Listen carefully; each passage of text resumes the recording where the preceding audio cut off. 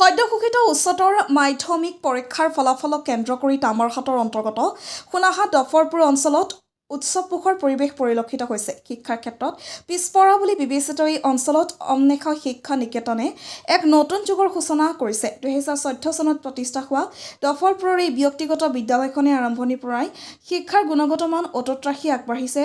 ছাত্ৰ-ছাত্ৰীসকলক কেৱল পাঠ্যপুথি কেন্দ্ৰিক শিক্ষা নহয়, বৰং নৈতিক আৰু সামগ্ৰিক বিকাশৰ দিশতো পথ দেখুৱাইছে। বিদ্যালয়খনৰ সফলতা দেখি এজন অভিভাৱকৰ চকুত অশ্ৰুধাৰা দেখা গৈছে। তেওঁ নিজৰ সন্তোষ প্ৰকাশ কৰি অসমীয়া অভিধান এখন বিদ্যালয়খনৰ সঞ্চালকৰ হাতত অৰ্পণ কৰে, যিটো যেন এক প্ৰতীক কামেৰে পৰিচয় দিয়া এই শিক্ষা প্ৰতিষ্ঠানৰ বাবে। এবাৰ উচ্চতৰ মাধ্যমিক পৰীক্ষাত উত্তীৰ্ণ হোৱা প্ৰতিটো ছাত্ৰ-ছাত্ৰীক বিদ্যালয়ৰ ফালৰ পৰা ফুলাম গামোচা দীৰ্ঘায়ু কামনাৰে সম্বৰ্ধনা জনোৱা হয়। বিদ্যালয়ৰ মুখ্য সঞ্চালকে সদৌ অঞ্চলৰ উন্নতিৰ বাবে এই বিদ্যালয়খনে যি পদক্ষেপ গ্ৰহণ কৰিছে তাক গৰ্বৰে বৰ্ণনা কৰে।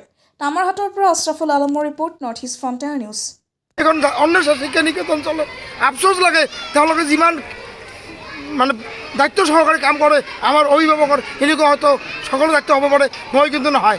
মই নিজেও ভাবিব পৰা নাই মোৰ ছোৱালী এনেকৈ ৰেজাল্ট পাব, কিন্তু মই এটা নিয়ে গৌৰৱিত অনুভৱ কৰিছোঁ যে এই স্কুলৰ শিক্ষকে ৰাতি 9টা, 10টা, 11টাত আমাৰ ঘৰত যায়, আমাৰ লগত আলোচনা কৰে। আমি কেতিয়াবা ল'ৰা ছোৱালীক ভয় খুৱাওঁ যে শিক্ষক আহিছে, অমুকৰ ঘৰত আছে, তমুকৰ ঘৰত আছে, ইয়াৰ পিছতে আমাৰ ইয়াত আহিব, আপোনালোকে ভালকৈ পঢ়া। আজি মই এই অন্বেষা শিক্ষা নিকেতনৰ সকলো শিক্ষকক মই ধন্যবাদ জ্ঞাপন কৰিলোঁ আৰু অনাগত দিনত যাতে বাকী ছাত্ৰ ছাত্ৰীসকলে এই স্কুলত আহে আমি অনুৰোধ কৰিলোঁ। কাৰণ যিখন স্কুলৰ পৰা ফাৰ্ষ্ট ডিভিজন, ছেকেণ্ড ডিভিজন আছে, থাৰ্ড ডিভিজন নাই, এনেকুৱা স্কুল আজিলৈকে পোৱা বিৰাট কষ্ট হৈছে। অলপ পইচাৰ মাজত আমি যদি তত্ত্বাৱধান ল'ব পাৰোঁ, নিশ্চয় আমি ল'ৰা ছোৱালীবিলাকক সঠিক ৰাস্তাত আগুৱাই লৈ যাব পাৰিম। তাৰ কাৰণে মই আমাৰ এই নিকেতনত এখন পিছপৰা 95% মানে অভিভাৱকে তেওঁলোকে মানে কিশোৰ ওপৰতে নিৰ্ভৰশীল। আমাৰ ইয়াত চাকৰিজীৱী মানুহ একেবাৰে খুজি পোৱা কষ্ট হৈছে, কিন্তু যিটো এইবিলাকে মোৰ বন্ধু মানুহ সকলোবোৰ আমি একেলগে পঢ়িছোঁ। আজি আমি জয় মইটো দেখিবলৈ পাইছোঁ। আমি আপোনাৰ মিডিয়াৰ চেনেলৰ যোগেদি মই সকলো অভিভাৱকক অনুৰোধ কৰোঁ, আপোনালোকৰ অলপ কষ্ট হ'ব পাৰে, ল'ৰা ছোৱালীবিলাকক স্কুলত পঠাই দিয়ক আৰু যাতে তথ্য সহকাৰে মানে তেওঁলোকৰ নিজৰ দায়িত্ব দিয়ক।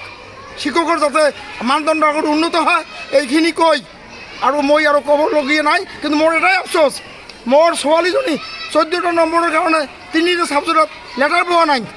এইকাৰণে লেটাৰ পোৱা নাই, ছোৱালীজনী পোৱা নাই। কিন্তু শিক্ষক আৰু সকলো দায়িত্ব ঠিকে আছে, কিন্তু মই অভিভাৱক হিচাপে এইটো সম্পূৰ্ণ নেগলিজেন্স আমাৰ হৈছে। এইকাৰণে মই সকলোকে অনুৰোধ কৰোঁ, এই আজি আপোনাৰ মিডিয়াৰ চেনেলেদি সকলো ছাত্ৰ ছাত্ৰী আপোনালোকে নিজে আহক, স্কুলখন চাওক, আগৰ ৰেজাল্ট চাওক, এইবিলাকৰ ৰেজাল্ট চাওক, হায়াৰ ছেকেণ্ডেৰী ৰেজাল্ট চাওক, মেট্ৰিকৰ ৰেজাল্ট চাওক, ষ্টুডেণ্ট চাওক, ইয়াৰ মানদণ্ড কি আছে নাই। যদি কোনোবাই নাহে, এই ভিতৰুৱা অঞ্চলত যদি নাহে, বাহিৰে কোনো মানুহে সমালোচনা কৰি লাভ নাই। মই আজিহে বুজিব পাৰিছোঁ, যদি মই অল্প গাৰ্জেন নহয়, মোৰ এই ছোৱালীজনী আৰু 3টা ল'ৰা মানে 3টা ছাবজেক্টত লেটাৰ পালে হয়। যেতিয়া ছোৱালীজনীয়ে মোক ফোন কৰিছে, দেউতা মই 14টা নম্বৰৰ কাৰণে 3টা ছাবজেক্টৰ মই লেটাৰ পোৱা নাই, মই পাগলাহাট বজাৰত কান্দি পেলাইছোঁ। আফচোচ, আৰু আমি দুখীয়া মানুহ, এইকাৰণে আমাৰ বিৰাট অসুবিধা হৈছে। কিন্তু অসুবিধা হ'লেও আজি আমি স্বাৱলম্বীৰ পথত। এতিয়া আমি কোন স্কুলৰ নাম লগাম, বিভিন্ন মানুহে আমাক কৈ আছে অমুক স্কুলৰ নাম লগাই দিয়ক, অমুক স্কুলৰ নাম লগাই দিয়ক। কিন্তু কথাটো হৈছে, হয়তো আমি আৰ্থিকভাৱে শোচনীয় হ'ব পাৰোঁ, কিন্তু যাতে সকলো সহায় পৰামৰ্শৰ মাজত এই যিখিনি ল'ৰা ছোৱালী আমাৰ ইয়াত আছে, সকলোৱে যাতে সুনাম অৰ্জন কৰি এই অন্বেষা শিক্ষা নিকেতনৰ যাতে আগুৱাই যোৱাত সহায় কৰে, এইখিনি কামনা কৰি মই লগতে আপোনালোকক দিবলগীয়া মোৰ কিছু নাই। এইখন কিতাপ, এইখন কিতাপে আজি অসংখ্য ধন্যবাদ আমাৰ সন্মানীয় অভিভাৱক আমাৰ ইস্তিফা আহমেদৰ দেউতাকক। আজি এই শুভ সন্ধিক্ষণত যে আমাৰ অন্বেষা শিক্ষা নিকেতন কৰ্তৃপক্ষৰ হাতত তেখেতৰ ছোৱালীৰ ফলাফলৰ প্ৰতি সন্তুষ্ট হৈ বা আমালোকৰ প্ৰতি সন্তুষ্ট হৈ যে এই অভিধানখন দিলে ডক্টৰ বালিকান্ত শৰ্মাৰ অসমীয়া অভিধান, তাৰ কাৰণে অসংখ্য ধন্যবাদ আৰু কৃতজ্ঞতা খৰাই যাছিলোঁ।